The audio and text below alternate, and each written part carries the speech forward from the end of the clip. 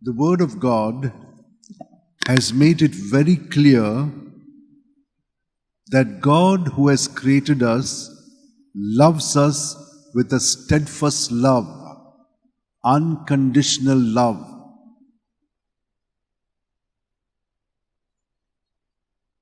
So what are we to do? All of us are created in love and created for love. So, there are various kinds of love that we have.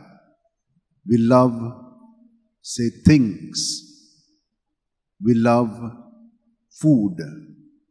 We love good environment.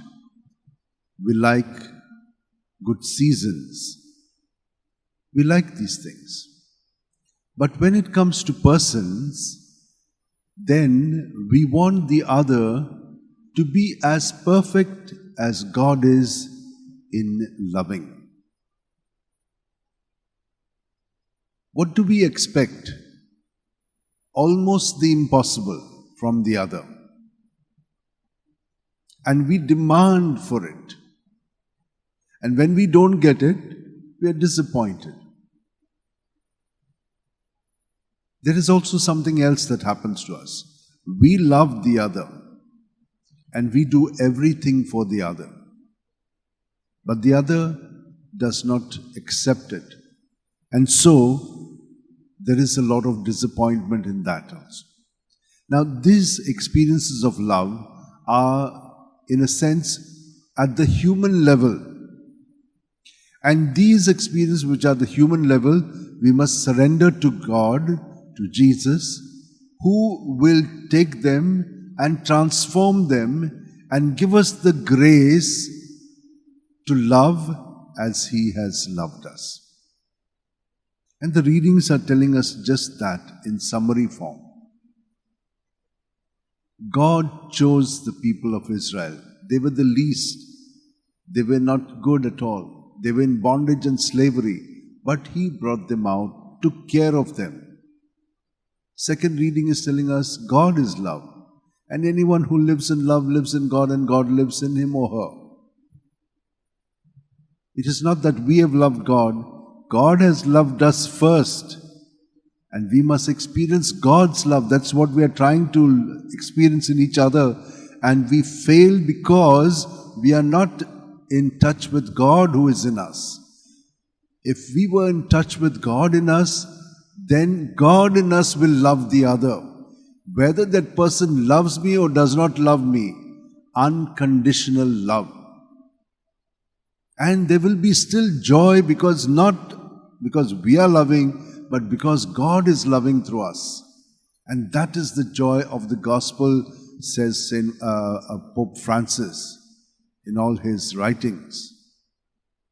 My dear sisters and brothers, we all understand what I'm saying, but we need that ability to do it. Grace has been given. That means the ability to do it is given, but we must keep practicing. And as we keep practicing, we will make a step ahead each time we encounter this human love which has to be surrendered for divine love. And then we will be fulfilled, we will experience Godness, and we will experience the kingdom of God, heaven on earth. What is the thing about it? That is the fulfillment of our life. God has created us in His own likeness and image to be like Him and to understand what God is. And when we have understood it, we are truly His children. This feast was started long ago by one John Eudes. He was a priest in France. He had the first experience of the love of God. It was established by him in 1670, that time. Then later on, there was another saint, Margaret Alacoque. She was an ordinary sister, despised and everything, but she had experienced Jesus telling her everything. And the sisters did not understand her. They thought she had an evil spirit. They would shower her with holy water when they passed her. But then God chose a Jesuit, Claude La Colombier, and he was a very highly intellectual person, very humble, simple. He was brought to her, and he understood what was going in her because God was revealing it to him. And then he was again separated from her. But then this whole feast was now made more universal, and slowly it became a feast in the church. Much later, in 1800 and something like that. So you see, it took time. But today, we do celebrate in every home. Of course, no longer do we see it, but still we see the panels of the Sacred Heart of Jesus and the Immaculate Heart of Mary, which we'll celebrate tomorrow.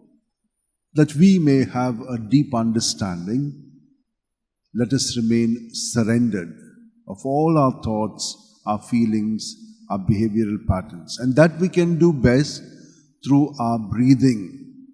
When we breathe out, we in a way exhale everything. We know that it is carbon dioxide we are breathing out. Impurities, yes, not only physical, but also mental, emotional, and spiritual.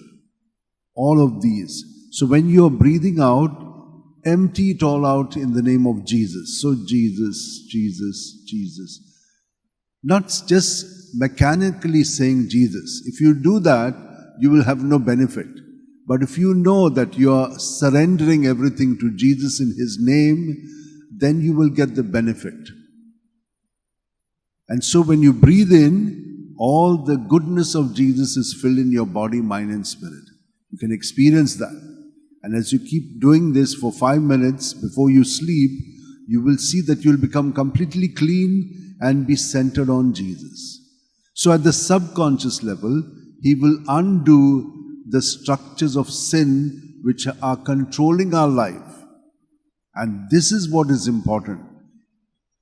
And by morning, He has already worked in you. So you're a new creation by morning. Remain united to Jesus the same way for 5 minutes. And you will see, you will consolidate the presence of Jesus in you. And it will be Jesus in whom you will see, hear, act and speak during the day. And there will be great joy.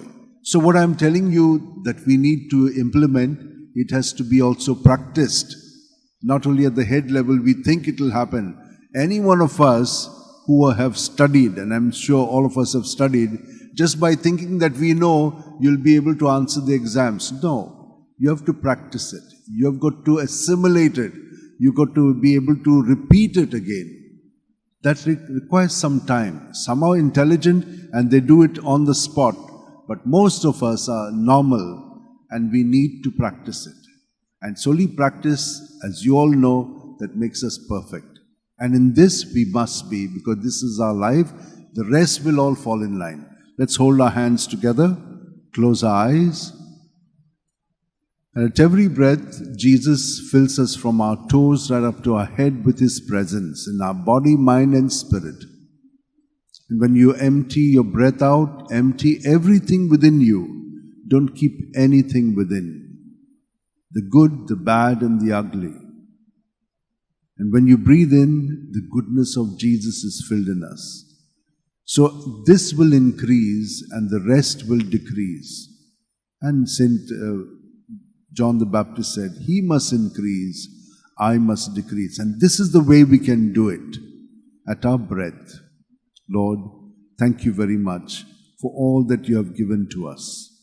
And we now surrender not only ourselves, but all our leaders, church leaders, leaders in the world, those who rule us in governing us in our workplaces, we ourselves who are made responsible in our homes, may all of us be good leaders.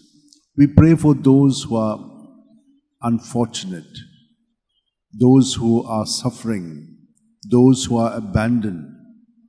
Lord, there are so many other needs that there are. There are so many people who are casting aspersions on us because we belong to you. We ask you to bless them, Lord, because we know that very often such people are ready for knowing you, because you prepared them in this way, but the others have to suffer. So we ask you to give them the strength and grace to go through it, to love as you have loved us.